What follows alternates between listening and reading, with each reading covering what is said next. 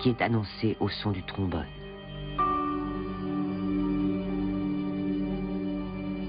À gauche se trouvent ceux qui sont sauvés. Là encore, ce sont des portraits de Pisans. L'expression de leur visage est calme. Tous lèvent les yeux vers la miséricordieuse Marie qui a eu pitié d'eux.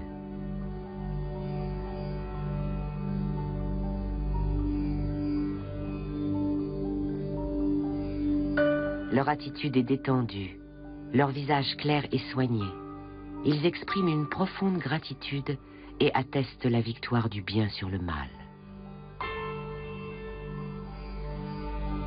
L'ensemble est présenté comme une communauté. Le mal, lui, est individuel et déforme chaque visage.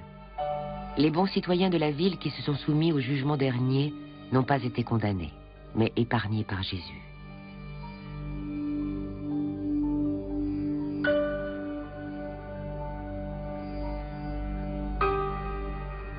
À droite, l'enfer est incarné par un Satan dévorant des membres humains. À côté, on peut voir l'un des châtiments infernaux. Chaque supplice est associé à un péché mortel. L'enfer, comme le paradis, obéit à un ordre strict. Ces damnés qui représentent l'envie sont ébouillantés. Un sbire de Satan à tête de chat les maintient dans le chaudron.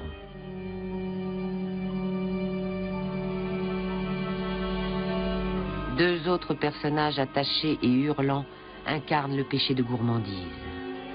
On plante un trident dans leur ventre rebondi. D'autres démons arrachent la peau de l'impie étendue au sol. Autour de cette scène, une série de moines décapités. Ils appartiennent à l'ordre des franciscains. Leur présence donne à l'œuvre une dimension politique. Nicolas V était franciscain. Lors du conflit entre le pape et l'empereur, il a été intronisé antipape par l'empereur Louis de Bavière. Tous deux expient leur faute en enfer. Louis de Bavière est étripé et un énorme démon dévore les membres de Nicolas V. L'homme au turban allongé sur le dos n'est autre que Mahomet, ce qui montre que Nicolas V est un infidèle et qu'il mérite d'être ici.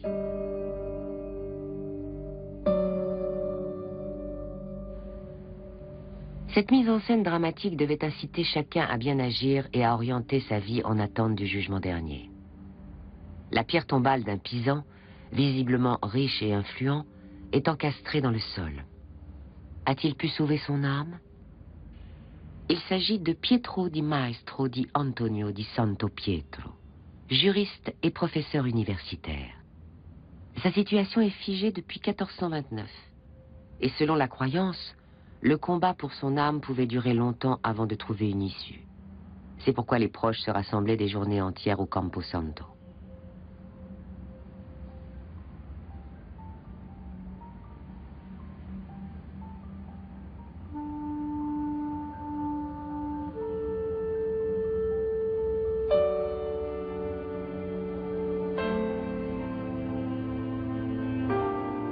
Cette lutte est rendue par une allégorie de la mort.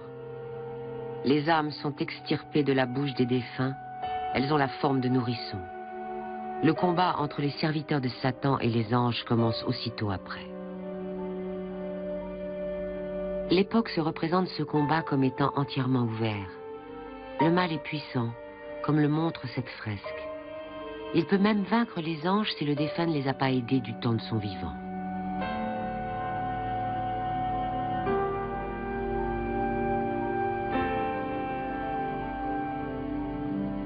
Au Moyen-Âge, les gens avaient peur. Et cette peur était visiblement justifiée si l'on observe ce personnage. Il tombe la tête la première parce qu'il a succombé à la tentation et qu'il est perdu pour les anges. Au-dessus, le calme règne. Ces anges ont pris les âmes qui sont déjà sauvées. En bas, à gauche, les trois stades de la décomposition sont représentés. Ils font face à l'observateur, comme le cheval qui renifle les cercueils. Celui-ci doit sentir l'odeur de la mort. Le cheval appartient à un groupe de nobles qui sont enjoints par le biais de l'allégorie de ne pas céder à l'orgueil. Le message de la fresque est résumé une fois encore dans cette scène. Les derniers du groupe se pincent le nez. Ils sont encore en vie. Ce memento mori, l'œuvre rappelant aux hommes qu'ils sont mortels, se trouve dans le plus grand cimetière du Moyen Âge.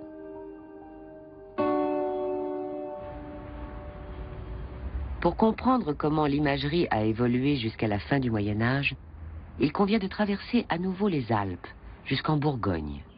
Cette ancienne province romaine est presque aussi riche que les villes de Trente et de Pise.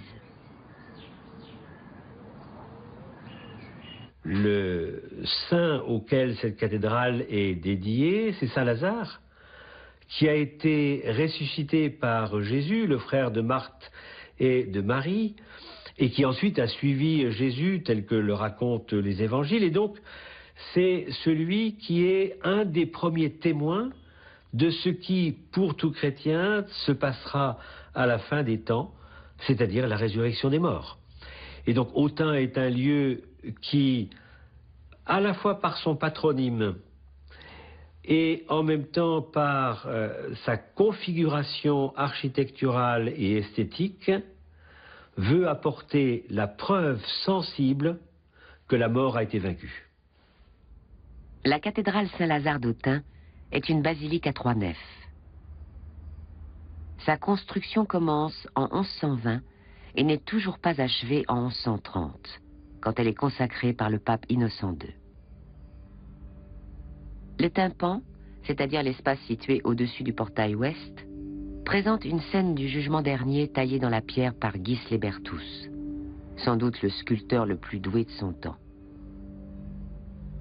Comme à Pise, le tribunal divin se dresse au-dessus des milliers de pèlerins qui ont visité la cathédrale.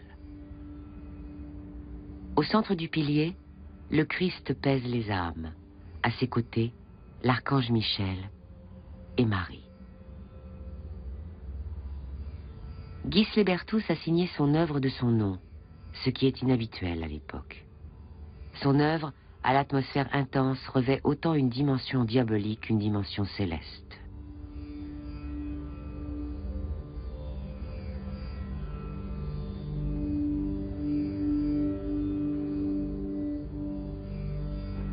L'intérieur de la cathédrale est resté pratiquement inchangé. Des flots de pèlerins sont venus ici, attirés par l'autel et par les chapiteaux des colonnes.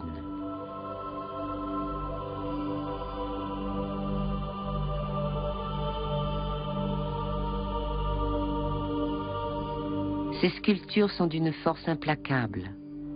Les pauvres âmes sont assaillies par des monstres grimaçants qui sèment l'effroi et la terreur.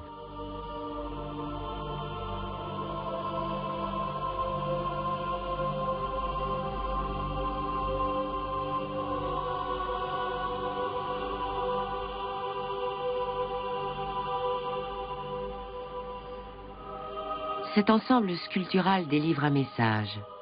Ut terreat terror. Pour que la terreur terrifie. Seule la menace terrifiante de la damnation éternelle préservera les âmes de la tentation du mal.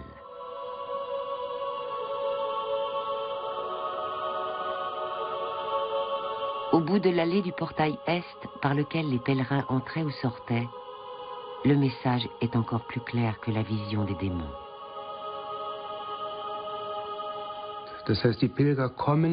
Les pèlerins viennent du nord, qui symbolise le malheur, et ils doivent être purifiés. Pour cela, ils sont confrontés à Adam et Ève. Ève apparaît traditionnellement comme la pécheresse. Donc, avant d'entrer dans l'Église, l'homme est confronté au péché. Et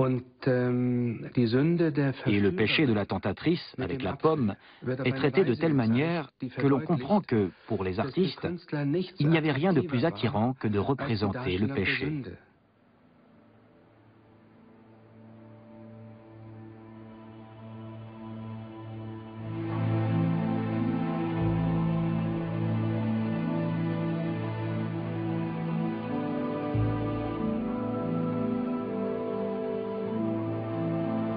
À la fin du Moyen Âge, la cathédrale d'Autun est devenue un haut lieu de pèlerinage.